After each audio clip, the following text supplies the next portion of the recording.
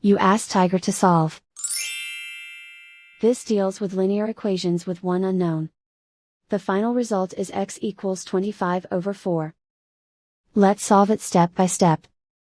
Simplify the expression. Find the greatest common factor of the numerator and denominator. Factor out and cancel the greatest common factor. Group like terms. Multiply the coefficients. Group all constants on the right side of the equation. Add 3/2 to both sides.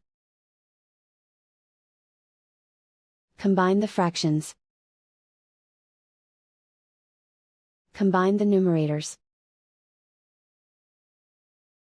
Reduce the zero numerator.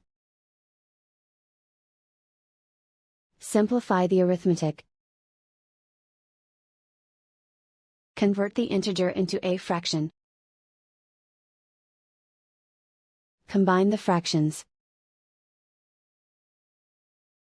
Combine the numerators.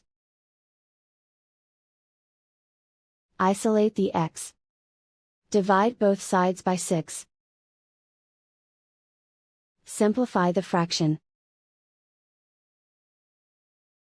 Simplify the arithmetic.